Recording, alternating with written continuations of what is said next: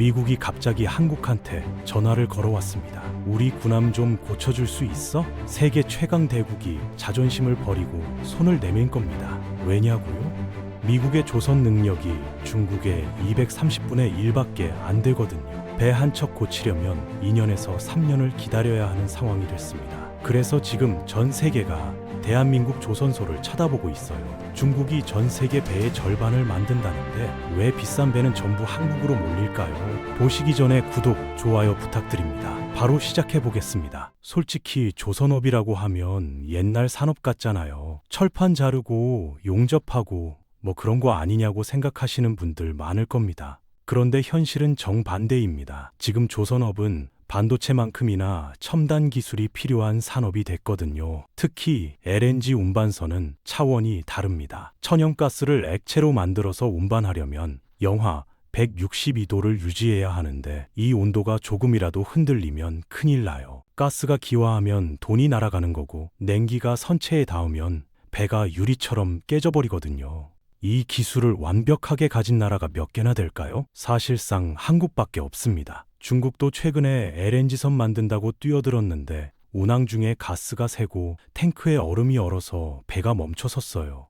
배 한 척에 3천억 원이 넘는데 싸게 샀다가 수리비로 더 큰 돈을 날린 선주들이 결국 다시 한국을 찾게 된 거죠. 이게 바로 싼 게 비지떡이라는 말이 딱 들어맞는 상황입니다. 그런데 한국이 처음부터 조선 강국이었던 건 아니에요. 1970년대 초반만 해도 한국에는 제대로 된 조선소가 하나도 없었거든요. 배를 만들 기술도 없고 돈도 없고 경험도 없었습니다. 그런데 여기서 전설적인 이야기가 시작됩니다. 정주영 현대그룹 회장이 영국으로 날아간 거예요. 손에 들고 있던 건 울산 미포만의 황량한 백사장 사진 한 장하고 유조선 도면 한 장이 전부였습니다. 바클레이 은행에 가서 돈을 빌리겠다고 했더니 반응이 어땠을까요? 공장도 없는데 배를 만들겠다고? 누가 당신네 배를 사줍니까? 완전히 무시당한 거죠. 은행 측에서 내건 조건은 배를 사겠다는 선주의 계약서를 가져오면 돈을 빌려주겠다는 거였어요. 그런데 생각해보세요. 조선소가 없으니까 주문을 못 받고 주문이 없으니까 조선소를 못 짓는 완전히 꼬인 상황이었던 겁니다. 보통 사람 같으면 여기서 포기했을 텐데 정주영 회장은 달랐습니다. 그리스의 선박왕 니바노스를 찾아가서 이렇게 말했어요. 당신이 배를 주문해주면 그 계약서로 돈을 빌려서 조선소를 짓고 그 조선소에서 당신 배를 만들어주겠소. 상식적으로 말이 안 되는 제안이었죠. 그런데 놀랍게도 리바노스가 26만 톤급 유조선 2척을 주문했습니다. 기적의 시작이었어요. 그 다음에 벌어진 일은 정말 전설입니다. 조선소 건설하고 선박 건조를 동시에 진행한 겁니다. 도크를 파는 굴착기 옆에서 용접공들이 배에 철판을 붙이고 있었거든요. 1974년 6월 대한민국 1호 선박 애틀랜틱 베런호가 세상에 나왔습니다. 여기서 잠깐 역사를 좀 돌아볼 필요가 있어요. 사실 조선업의 역사는 세계 패권의 역사랑 똑같이 움직여왔거든요. 500년 전에 바다를 지배한 건 스페인이었습니다. 무적함대라고 들어보셨죠? 그런데 스페인이 망한 이유가 뭔지 아세요? 배를 만들 나무가 떨어진 겁니다. 거대한 갤리온선을 계속 만들다 보니까 이베리아 반도의 숲을 다 밀어버렸거든요. 결국 배 만드는 비용이 하늘 높은 줄 모르고 치솟았어요. 1588년 칼레 해전에서 영국한테 패배하면서 몰락했습니다. 그 다음 왕관을 쓴 건 영국이었어요. 산업혁명의 발상지답게 나무 대신 철을 쓰고 바람 대신 증기를 선택했죠. 19세기 바다는 완전히 영국 세상이었습니다.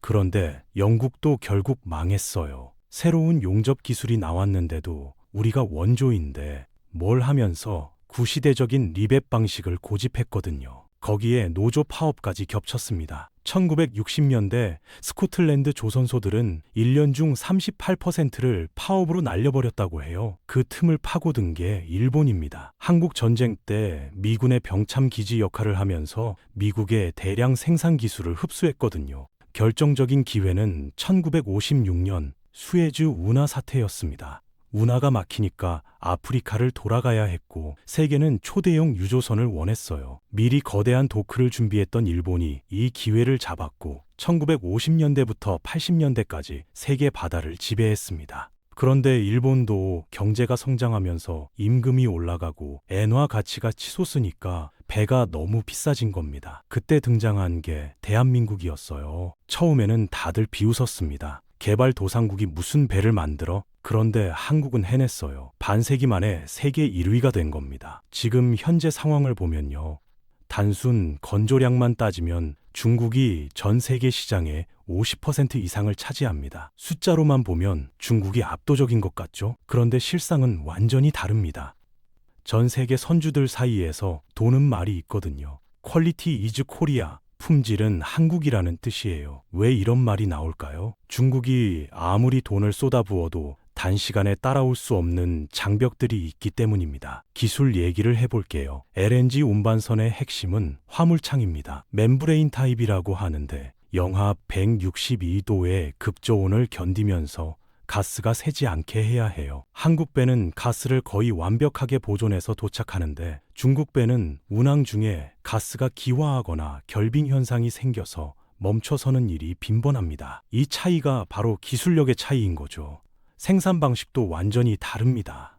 배는 보통 블록을 만들어서 레고처럼 조립하거든요. 대부분의 조선소가 작은 블록을 여러 개 붙이는 방식을 쓰는데 한국은 지상에서 거대한 메가블록을 만들어서 도크 안으로 통째로 옮깁니다. 이 거대한 블록을 밀리미터 단위 오차 없이 맞추는 기술이 있어야 가능한 일이에요. 울산 현대중공업은 한 도크에서 6척에서 8척을 동시에 건조합니다. 전 세계 어디서도 못 보는 광경이죠. 중국이 도크 숫자로 밀어붙이면 한국은 도크 회전율로 압도하는 겁니다. 부품 공급망도 어마어마합니다. 배 한 척에 들어가는 부품이 30만 개가 넘거든요. 엔진, 철판, 내비게이션, 파이프, 보온재까지 전부 다 필요해요. 한국은 이게 전부 국내에서 해결됩니다. 포스코가 세계 최고 품질의 후판을 만들고 두산 에너빌리티가 심장인 엔진을 만들거든요. 부산하고 경남의 수천 개 기자재 업체들이 부품을 공급하는데 이 모든 공급망이 차로 2시간 거리 안에 몰려 있습니다. 중국은 핵심 부품을 수입해야 하고 일본은 생태계가 무너져서 부품 구하기가 어렵습니다. 한국처럼 원스톱으로 최고 품질의 배를 만들 수 있는 나라가 없어요. 그런데 진짜 중요한 건 사람입니다. 기계는 돈 주면 살 수 있잖아요. 하지만 사람은 돈으로 못 삽니다. 용접공 한 명을 키우는데 최소 10년이 걸리거든요. 한국 조선소에는 20년, 30년 경력의 마스터급 기술자들이 수두룩합니다. 선박은 공면이 많아서 로봇이 할 수 없는 섬세한 용접이 필수예요. LNG 탱크의 얇은 합금을 오차 없이 이어붙이는 감각은 기계로 대체가 안 됩니다. 중국이 조선소 100개를 지어도 숙련공들의 30년 세월은 복제 못해요. 신뢰도 빼놓을 수 없습니다. 2023년까지 한국이 인도한 LNG선이 약 1,700척인데요. 그 중에서 선체 결함으로 인한 대형 사고가 몇 건이었을까요? 거의 제로에 가깝습니다. 수억 달러짜리 배를 20년, 30년 동안 거친 파도 위에 띄워야 하는 선주 입장에서 메이드 인 코리아는 곧 안심을 의미해요. 이 무형의 브랜드 가치는 돈으로 환산할 수가 없습니다. 자, 이제 현재 상황으로 돌아와 볼게요. 2025년 지금 한국 조선업에 완전히 새로운 바람이 불고 있습니다. 상업용 배를 넘어서 미국의 국가 안보가 한국 조선소에 의존하기 시작한 겁니다. 미중 패권 경쟁 얘기를 안 할 수가 없는데요. 미국은 바다에서 중국을 견제해야 합니다. 그런데 충격적인 사실이 드러났어요. 중국의 조선 건조 능력이 미국의 230배라는 겁니다. 미국이 배 한 척 만들 때 중국은 230척을 찍어낼 수 있다는 얘기예요. 전시 상황이라면 게임이 안 되는 숫자죠. 더 심각한 건 수리 문제입니다. 미 해군 함정이 고장나도 미국 내 조선소들이 꽉 차 있어요. 수리받으려면 2년에서 3년을 기다려야 합니다. 항구에 묶인 군함은 사실상 고철 덩어리나 마찬가지잖아요. 다급해진 미 국방부가 2024년에 지역 유지보수 프레임워크라는 전략을 발표했습니다. 동맹국의 조선소를 빌려서 군함을 수리하겠다는 거였어요. 일본은 기술은 있는데 인력이 부족하고 생산 능력이 떨어집니다. 유럽은 태평양에서 너무 멀고요. 중국한테 맡길 수는 없잖아요. 남은 선택지는 딱 하나였습니다. 태평양에 위치하면서 미군 함정을 완벽하게 수리할 기술과 보안 능력, 그리고 압도적인 도크를 가진 나라. 대한민국밖에 없었던 거예요. 이건 시나리오가 아니라 실제로 벌어진 일입니다. 2024년 9월에 4만 톤급 미 해군 군수지원함 월리 쉬라호가 거제도 하나오션 조선소에 들어왔어요. 대한민국 조선소 역사상 최초로 미 해군 함정의 유지 보수 정비 사업을 수주한 겁니다. 하나오션은 약속된 기간 안에 완벽하게 수리를 마쳤어요. 2025년 초에 배를 돌려보냈는데요. 미 해군 관계자들이 혀를 내둘렀다고 합니다. 이 정도 퀄리티를 이 속도로, 이 가격에 해내다니. 신뢰가 쌓이니까 일감이 쏟아지기 시작했습니다.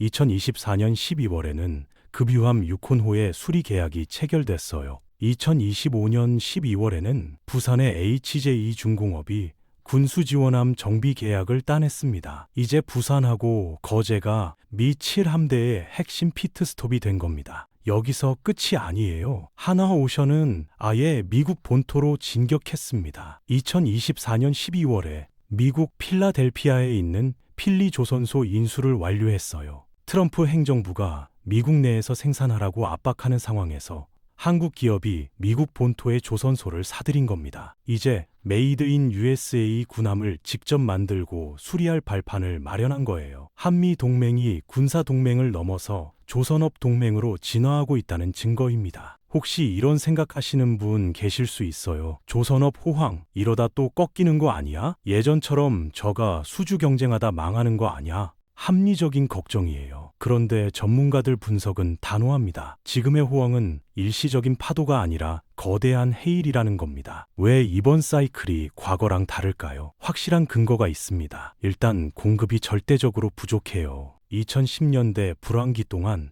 전 세계 수많은 조선소가 문을 닫았거든요. 전체 생산 능력이 전성기 대비 20%에서 30%나 줄어들었습니다. 살아남은 자들의 세상이 온 거예요. 이제는 배를 주문하고 싶어도 만들어줄 도크가 없습니다. 예전에는 조선소가 제발 주문 좀 주세요 하면서 가격을 깎았다면 지금은 자리가 없으니까 기다리시든지 돈을 더 내시든지 하는 상황이 된 거죠. 신조선가 지수, 그러니까 새 배의 가격이 4년 연속 상승 중이고 2025년 현재 역대 최고치를 경신하고 있습니다. 환경 규제도 엄청난 변수입니다. 국제해사기구가 칼을 빼들었거든요. 탄소 배출 규제예요. 이제 배들도 성적표를 받습니다. 성적이 나쁜 배는 항구에 들어가지도 못하거나 거북이처럼 천천히 다녀야 해요. 충격적인 건 뭐냐면요. 현재 바다를 누비는 전 세계 상선 중 약 65%가 이 기준을 충족하지 못하는 낙제생이라는 겁니다. 이 낡은 배들을 전부 교체해야 해요. 선택이 아니라 생존의 문제입니다. 지금 대기 중인 교체 수요만 수만 척이에요. 이 물량만 소화해도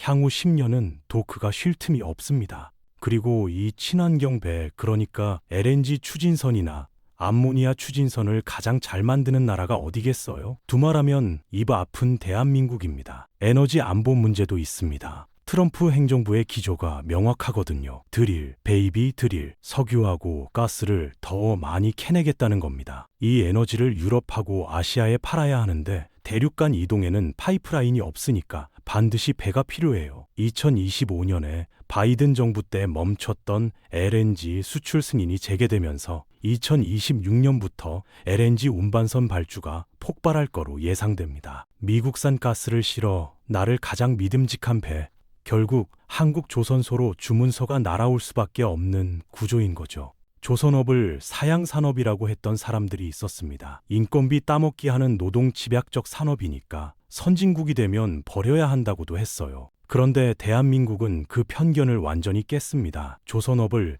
단순 제조업이 아닌 최첨단 기술 집약 산업으로 진화시켰거든요. 이제는 국가 안보의 핵심 자산이자 외교의 강력한 카드가 됐습니다. 한국에 배가 없다면 카타르의 가스는 사막에 갇힐 거예요. 한국에 조선소가 없다면 미 해군은 태평양에서 작전 능력을 상실할 겁니다. 한국의 기술이 없다면 전 세계의 친환경 물류 전환은 불가능해요. 전 세계 무역의 90%가 바다를 통해 이루어지는데 그 바다의 중심에 대한민국이 서 있는 겁니다. 50년 전에는 백사장 사진 한 장 들고 차관 빌리러 다니던 나라였어요. 지금은 미국이 손을 내밀고 전 세계 선주들이 줄을 서는 나라가 됐습니다. 맨손으로 바다를 메워 도크를 팠던 그 세대의 피와 땀이 지금 전 세계 바다를 호령하는 대한민국이라는 이름이 된 거예요. 우리는 지금 슈퍼사이클이라는 거대한 파도 앞에 서 있습니다. 하지만 이번 파도는 두렵지 않아요. 왜냐하면 우리가 이미 그 파도를 타는 법을 가장 잘 아는 세계 1위이기 때문입니다. 한국 조선업이 써내려갈 새로운 역사가 기대됩니다. 오늘 영상도 유익하셨다면 구독, 좋아요 해주세요. 다음 영상에서 또 만나요. 감사합니다.